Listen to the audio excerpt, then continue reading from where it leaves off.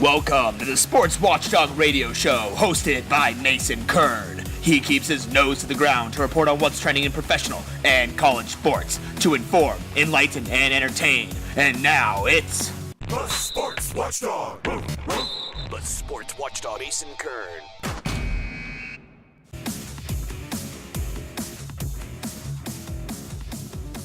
Hey everyone, welcome to the Sports Watchdog radio show on NBC Sports Radio, AM 1060 Phoenix. I'm Mason Kern here with you every Sunday from 7:30 to 8 a.m. Obviously, I'm certainly glad you decided to join me this morning, and as always, I have some great stuff in my kennel. Today we're going to be talking to NFL Hall-of-Famer Aeneas Williams, as well as the founder and CEO of Steiner Sports Memorabilia, Brandon Steiner. I'll also be covering some sports hot topics, and for you basketball-specific fans, interesting happenings on the hardwood. So we'll first throw it on over to the NFL now. I don't know if you guys have heard, but the Los Angeles Rams have really been going crazy in the NFL offseason thus far. And really the past 13 days, they've made an abundance of moves to try to bolster their squad and their lineup for next season. So I'm going to kind of give you a rundown of all the moves they've made the past 13 days. So it started back on February 23rd. They acquired two-time All-Pro cornerback Marcus Peters from the Kansas City Chiefs in exchange solely for a 2018 fourth round and 2019 second round pick. And when you're only giving up two picks for a player the caliber of Marcus Peters, I think that's a very good trade-off. And then on March 1st, the team cut ties with wide receiver Tavon Austin only 2 years into his 4-year, $42 million contract. And that's kind of surprising because they took a bet on Austin when they signed him to this contract. Hasn't lived up to the expectations, so they decided to just cut ties with him instead of trying to ride out the rest of his contract. Didn't perform to the expectations that were set upon him. And then the team decided to trade defensive end Robert Quinn to the Miami Dolphins in exchange for a 2018 fourth round pick and swap 2018 sixth round picks. So they're going to get a 2018 fourth rounder that's from Miami, and then in the sixth round of the same draft, they're going to swap picks. So when it gets to the sixth round, no matter where in the sixth round the Rams or the Dolphins picks fall, they're just going to flip-flop. So no matter where they fall, they're going to switch it up in exchange for Robert Quinn, like I said. And then the Rams decided to place the non-exclusive franchise tag on safety LaMarcus Joyner, so they're kind of trying to prevent him from becoming an unrestricted free agent. He was gonna maybe test the waters, see his market value, but the Rams decided to place that franchise tag upon him, so he cannot do that. And then after that, they traded their leading tackling linebacker Alec Ogletree to the New York Giants, along with a 2019 seventh round pick in exchange for just a 2018 fourth and sixth round pick. So you can see the trend here. They're kind of stockpiling on draft picks, giving some up in exchange for some high quality players, but Ogletree played really well for them last year. Like I said, lead tackling linebacker, and that does not come easy. So he put in a lot of hard work. Now he'll make an impact on the New York Giants. We'll see where he fits into their system. But the Rams stockpile more draft picks, fourth and sixth round in 2018. We'll see who they pick up in this upcoming draft. But they then picked up former Pro Bowl cornerback Sam Shields off of free agency, and he hasn't played in the league since 2016, so it'll be interesting to see the impact that he makes. And then after that, their most recent move, they acquired veteran cornerback Aqib Talib from the Denver Broncos for just a fifth round pick. And I think that's a very good pickup because he'll be able to bring some veteran leadership to this Rams locker room. He's been a part of the league for some time now, a former Pro Bowler. So Talib is the type of player who will give you some veteran mentorship and kind of lead these younger cornerbacks into the limelight. We pivot on over to the hardwood now. In the wake of one of the most tumultuous seasons, I would say, in the latter half of LeBron James' career, and with free agency looming, obviously we still have playoffs to come, and we'll see how his Cleveland Cavaliers do this playoffs. One has to wonder whether or not LeBron James is going to stay in Cleveland for the rest of his career, for the upcoming season, rather.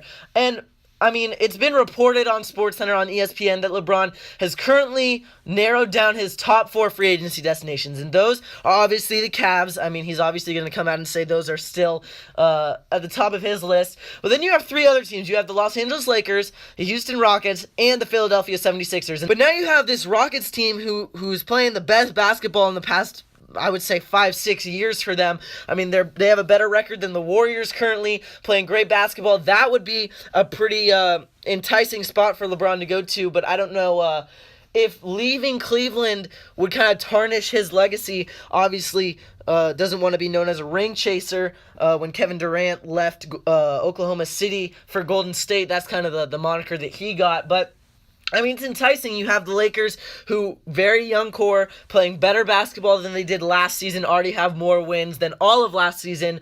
Lonzo Ball playing well. You have Brandon Ingram, Kyle Kuzma. You have a young core, and they can offer a max contract. So that's enticing. I don't know if he'll want to kind of go that route and try to build up a young team. I think he does want to win and win now, so that's less likely. And then same with Philadelphia. I don't know if they can offer him as much money as the Lakers can, but at the same time, they have a very good young core in Joel Embiid, Ben Simmons, Dario Saric, so some very good players there.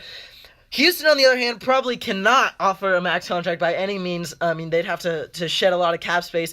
But then you got James Harden and Chris Paul, who, like I said, playing the best basketball they have in years. And this is probably the year Chris Paul is going to make it out of the second round of the playoffs. I mean, that's kind of been the stigma against him throughout his career. Like I said, has never made it past that point in the playoffs. But then if LeBron comes to Houston, automatic title contenders. And I think they're title contenders this year. And in terms of the Cavs, I mean, they re-bolstered. I talked about this in a previous show. They've re-bolstered their entire team at the trade deadline this year. And that was kind of intense because they were just staggering. They were losing a bunch of games. So they re-bolstered, trying to make a push. But at this point, I really don't think this is their year. Obviously, you can never count LeBron out of any playoff series. But I think the Rockets and the Warriors could probably beat this Cavs team out of the West, and we'll see who comes out of the West. Between those two teams, I think it's between them at this point. And then in the East, honestly, I can see Boston, the Celtics, or the Toronto Raptors making a push at the East and beating the Cavs, just because Toronto's playing really good basketball right now. The Boston Celtics, when they're all healthy, maybe get Gordon Hayward back. I would doubt it this season, but I mean, they're a deadly team with Kyrie and Jaylen Brown and Jason Tatum. I mean, those are just two really good teams who I could see coming out of the East. So I think it just boils down to, is LeBron going to win a championship in Cleveland? And where are his priorities at this point? Are they money? Are they rings? I mean, I guess we'll just have to wait and see. But as always, hit me up on social media and let me know what you think about these and other trending sports topics at @sportswatchdog on Twitter and at @sportswatchdog on Instagram, Facebook, and YouTube as well. Alright guys, the Sports Watchdog radio show on NBC Sports Radio AM 1060. We'll be right back after this.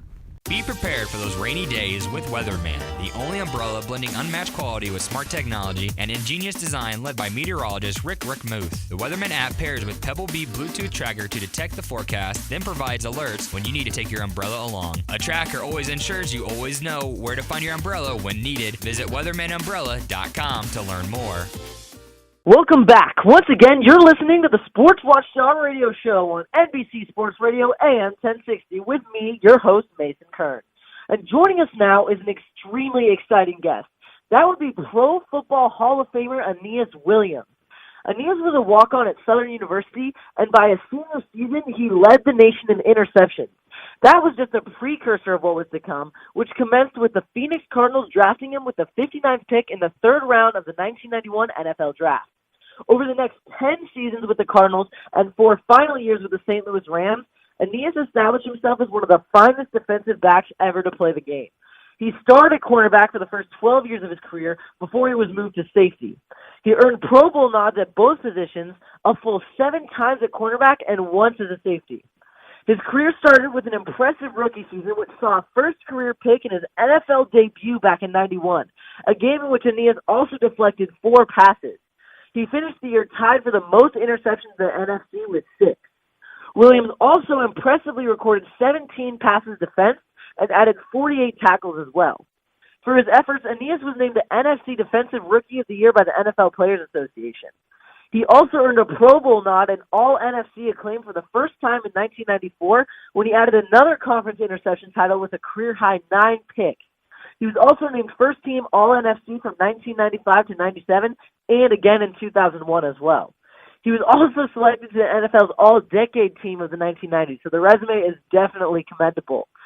Today, Aeneas is at the helm of the Centene Corporation's Strong Youth, Strong Communities, a nationwide initiative investing in today's youth to positively impact current and future communities. So with all of that being said, Aeneas is here to share some insights about his pro football career as well as the Strong Youth, Strong Communities initiative. Hey, Aeneas, thanks for coming on the show. Glad you could be here. Thank you, Mason. Thanks for having me. Yeah, thank you so much again for coming on, like I said. So first, let's start with what you're up to these days with Strong Youth, Strong Communities. What exactly is that, and how did you get involved with the initiative? Well, initially, it was something that was started by and in the brain thrust of a fellow inductee, one of the guys that I looked up to when I played in the National Football League, and that's Darryl Green, who played, I want to say, 20 years, all with the same team. He's all but 5'9", and played 20 years, Hall of Fame cornerback. And Darryl was already all throughout his career doing things that were really geared toward youth. And he began to tell his story, and someone, Joyce Lorkins with Centene Corporation, they heard Darryl talk about his youth initiative, and they got together over maybe a period of time and decided it was a great fit for the type of work that Centene wanted to have in some of the places where they have the affiliates and also have their particular corporation. And going out with Darryl, Anthony Munoz, along with the Pro Football Hall of Fame, some of their staff, and with some of the staff from Centene Corporation working together in the different cities where Centene or a Centene partner and stakeholders are there, it's been tremendous. And that's the one thing I love about it is we get a chance to go in and partner with the stakeholders who are on the ground, the organizations like the Urban League, the Boys and Girls Club, and a lot of other organizations that are independently doing tremendous work in those areas. And when we come together for these free summits, we get an opportunity, the Hall of Famers, is to, number one, I liken it like this, Mason. Our middle school and high school years are over, obviously, meaning the Hall of Famers. I like to use the metaphor or the example of someone that's laying cement in the neighborhood. And in some of our communities, some of us sometimes were mischievous, and when they were pouring cement, we waited around until they finished. And then when the guys left that had poured the cement, once they left, we had a certain window of time in order to write our name in the cement or put our fingerprints in it. But if we didn't get there in enough time, it would have dried already, and it would have been too late. So one of the things that I love doing when we're talking to the middle schoolers and high schoolers, which is the target group that we go in for these free summits, Strong Youth, Strong Community, I like to share with them, the reason we love sharing with you guys is because as far as our middle school and our high school careers, our cement is dry. Their cement is still wet. And when we could share with them some of our life experiences about when we were bullied or we were dealing with different situations while we were in school, talking about the resources and the mentorship that really impacted our lives, that's what make it almost an emotional and just a time of pouring into the young people's lives, because their semen is wet and they now can do something now that will cause positive impact on their future lives.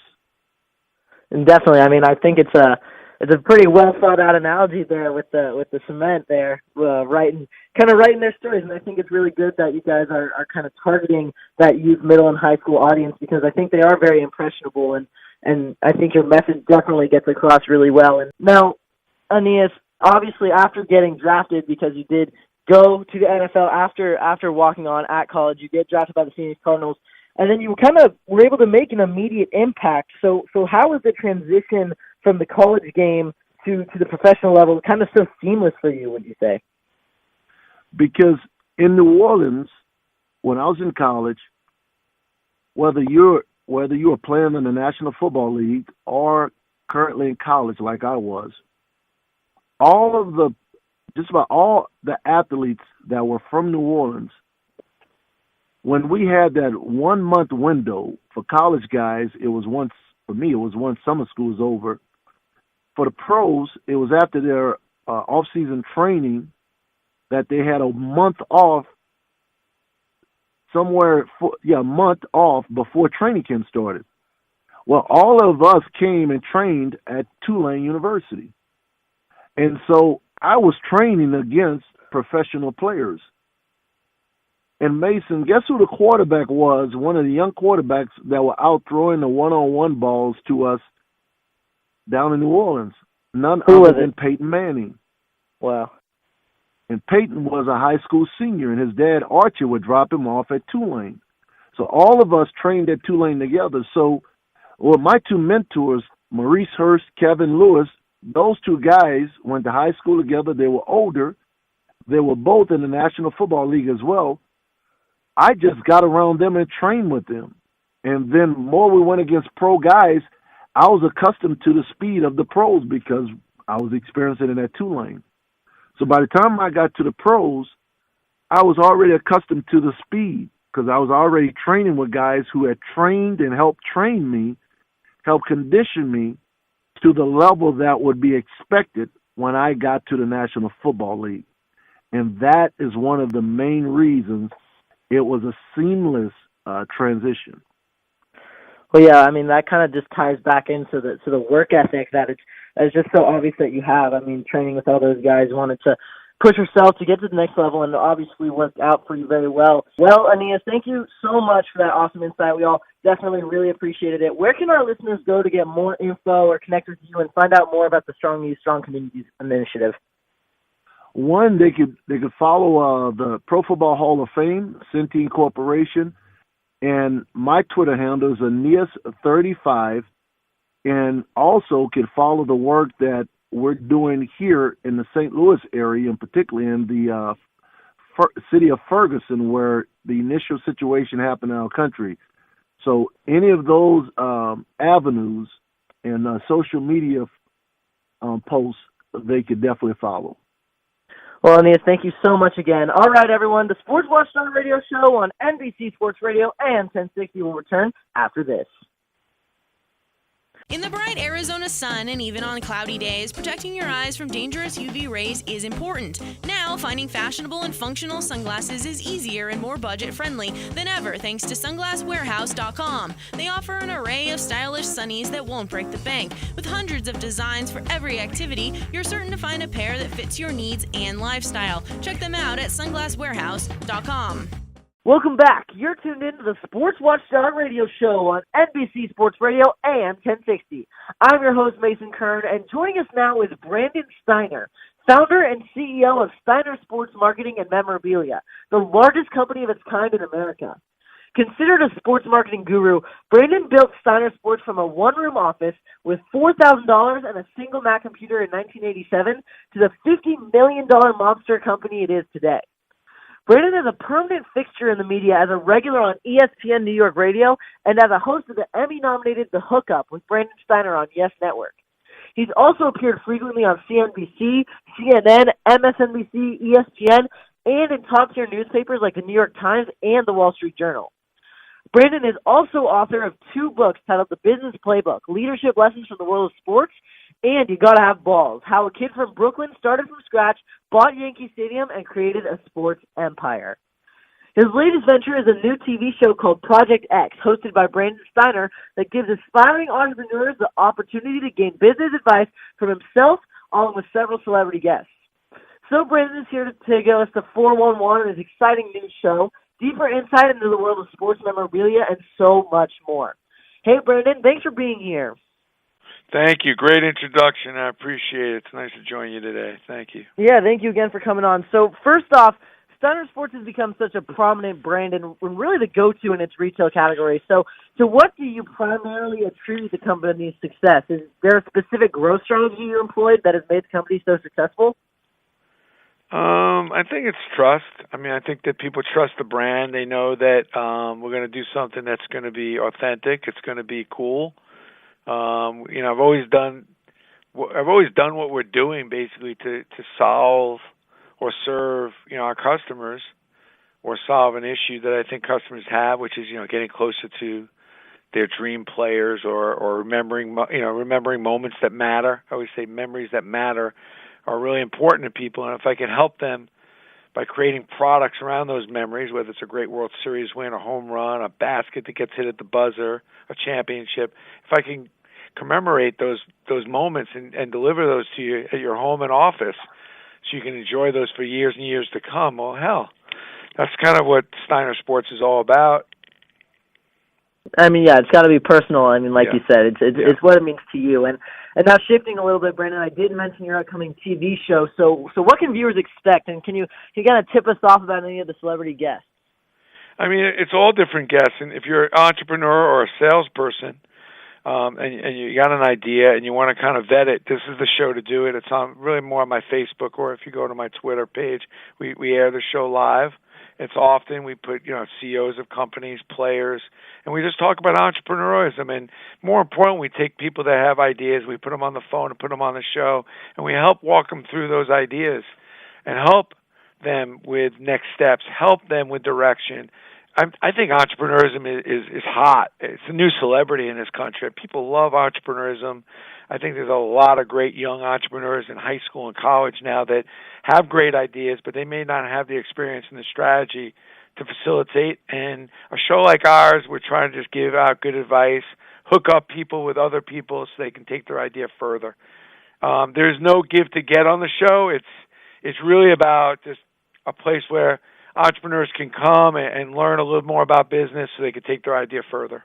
And your book card is now also certainly notable as well. What can you tell us about those initiatives? Well, you got to have balls. I mean, I've written 2 books. I'm in the middle of writing a 3rd book, which will come out in June, about purpose. And it's a whole series of stories of athletes that a lot of great, extraordinary things happened because they had a purpose. And it wasn't a goal, wasn't a passion, but it was a purpose. And kind of defining the difference between purpose and passion. And purpose is a critical element.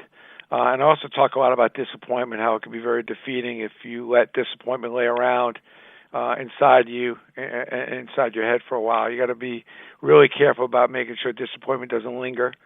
So that's the 2nd book. You got to have balls is my mother's favorite line. That's the 2nd book. You can pick it up on BrandonSteiner.com or Amazon, but I sign them on Amazon. I sign the ones on BrandonSteiner.com, and then the 1st book was a business playbook for anybody that's in college or high school. It's really about how you get started, how you build a brand, and all the little one-on-one stuff that if you're just getting out and starting a business, is a great book to read. Well, I think that's... Man, I promote everything on this show. I love this show. I got to come back on. I think I'm coming in live. I'm coming in live in that studio. I'm going to be in Phoenix twice. I'm coming live in that studio. I'm loving you already. Yeah, there we go. Yeah, we'll have you back for sure. But I mean, as busy. I mean, we talk about media. You're as busy as you are with your business endeavors. I mean, you do stay up to date with the media, like I said before, on so many different shows. So what motivates you to stay so visible on all those fronts? I just love the business still. I still think I haven't had my best day. I'm still trying to make the business a little bit better for our customers so they can enjoy sports a little bit more. I still got a couple good ideas. I still like working with the talent. And what else am I going to do? I mean, I'm not a golfer. I'm not going to sit around on the beach and do nothing. I mean, I still feel like I could be productive. And I've always been incredibly grateful for the media. I've always had fun, doing interviews and shows, and I've always had a history of that. I've had my own radio show for multiple years, which I love that medium. I hope that medium stays alive and keeps going because it's a great medium to have conversation and conversations like this. But I'm good. I feel good. I'm 58, 30 years, by the way, for Steiner Sports. So I didn't think I'd be around 30 minutes. So I'm grateful for that. I'm thankful that the customers still like what we're doing, which is really important to me. I trying to hope that the next idea I come up with our customers are going to like, and so far so good. Well, yeah, I mean, obviously everything you've done has been kind of serve the purpose, benefit your customers. Definitely appreciate that. And that was all just such amazing insight, very interesting. Where can our listeners go to kind of get more info on you? You mentioned your social media and kind of stay up to date with Steiner Sports. I think, you got SteinerSports.com, but also BrandonSteiner.com. I'm on LinkedIn, but BrandonSteiner.com if you want to pick up any of the books, or I have a whole shop in there for different products. But I'm on LinkedIn or Facebook if you want to watch the show, or you see a lot of different interesting concepts and videos and business videos, either LinkedIn or Facebook. You can catch up with it all, and I look forward to catching up with anybody out there that wants to talk about entrepreneurship, sports, business. It's a lot of fun. Well, there you go, guys. Make sure to hit up Brandon Steiner if you want to talk all things business, entrepreneurship, sports, and all of the above. All right, everyone, the Sports Watchdog Radio Show on NBC Sports Radio, AM 1060. We'll be right back after this quick word. For at-home karaoke enthusiasts looking to amp up those duets and parties, the Voco Pro Projector Oki system is for you. With a built-in projector and large display, lyrics can be displayed onto any white wall for a dramatic big screen effect. Projector Oki eliminates the need for additional AV cables or bulky television monitors, making it the ultimate system for a game room, kid's bedroom, or backyard karaoke night. Find it at VocoPro.com. You ready to hoop it up? This is Happenings on the Hardwood. Now, as always, at the end of the Sports Watchdog Radio Show here on NBC Sports Radio, AM 1060, we're going to shift over and talk some happenings on the hardwood. So, we continue with the trend from last week as March is in full swing for college hoops, and the conference tournaments have been going pretty crazy lately. I'm not going to lie. I mean, Pac-12 tournament, Big 12, ACC, so many good games. I mean, SEC, you had Alabama beating Texas A&M with that buzzer beater, Colin Sexton finger roll. So, I mean, so much has already happened. And now that the conference tournaments have come to an end, it is Selection Sunday. The big dance, March Madness, the tournament's getting created. We're going to see which teams make it and which teams don't. It's gonna be very interesting to see what the committee decides, what teams the committee decides to put into the tournament. But in the last bracketology watch that I saw, obviously you have the last four in, first four out, all those rankings, and I believe the last four in were Arizona State and UCLA from the Pac-12. You have Oklahoma from the Big 12 and Louisville from the ACC, and obviously, those four teams, some good resumes, some bad losses, though. Now, supposedly the first four teams out of the big dance are Oklahoma State from the Big 12, Notre Dame from the ACC, Alabama from the Southeastern Conference, and Marquette from the Big East. And obviously, Alabama putting on a show in their tournament, their respective conference tournament. So we'll see if they actually do pull it out and make it. But obviously, again, more big names who might not make the tournament. So in terms of local, though, Arizona, U of A, clinched a spot. Arizona State, on the other hand, obviously their track record, 12-0 in non-conference. They were the last undefeated team in college basketball. They had the number 3 ranking in the nation, which tied the highest ranking in program history. They had the largest average attendance of any season ever in Arizona State history. So I mean, you can't really take anything away from them. They had 20 wins to end the season. And, I mean, nobody thought they were going to be as good as they were. But at the same time, they kind of set themselves up for some pretty high expectations that they weren't able to meet in conference play. And they definitely floundered. I mean, they lost to Colorado twice. They lost to Stanford. They had bad losses in conference. And the Pac-12 is not a super hard conference. I mean, obviously U of A, and then you have perennial names UCLA, USC. But they beat UCLA and USC, did not beat Arizona, did not beat Colorado, like I said. So, I mean, the Pac-12 did not have the best resume in terms of their team strength, and Arizona State was not able to compete in those games with them. So, we'll see if they can make the tournament. I mean, obviously, earlier in non-conference, they have some of the best wins in the country. They beat former number 10 and now number 3 Xavier. They beat then number 2 Kansas at Kansas, and then they beat Kansas State as well. So those are 3 of the best wins in the country, I would argue. I mean, those 3 teams are not easy to beat, and especially, I mean, they beat Xavier on a neutral court, beat Kansas State on a neutral court, but they beat Kansas at Kansas. And as you guys probably know, the Jayhawks don't lose on their home court very often. Obviously, they floundered a little bit early in the season, but they were number 2 at the time, like I said. And Arizona State was able to beat them. They beat them by 10. That was a 10-point double-digit win against Kansas at Kansas. So, I mean, like I said, one of the best wins in the country this season. They just weren't able to meet those high expectations and bring over that high level of energy into conference play. I mean, they termed their team Guard You. I mean, they have Shannon Evans, Trey Holder, Cody Justice, Remy Martin off the bench who received Coast 6 Man of the Year honors. But it's just kind of hard to kind of bring that same level of energy over to conference play, I guess, for them. They weren't able to sustain the level of scoring that they were, and their interior really just fell apart. I mean, Daquan Lake and Romello White were not able to be as dominant in the post as they were in non-conference play. They did not play as well as everyone thought they should have, and teams kind of took advantage of that. That was kind of the downfall of this Arizona State team. Poor rebounding, poor free throw shooting. And at the end of the day, we'll see in a few hours, I guess, this Selection Sunday, which teams make it. U of A has clinched, like I said earlier, Arizona State on the bubble, and we shall see which teams are dancing for the rest of the year. Well, that's a wrap, everyone. Anybody wanting to connect with me, the Sports Watchdog, on Twitter can do so at @SportsWatchdog, and on Instagram, Facebook, and YouTube as well at The Sports Watchdog. So until next time, keep your eye on the ball. The Sports Watchdog. The Sports Watchdog, Ace and Kern.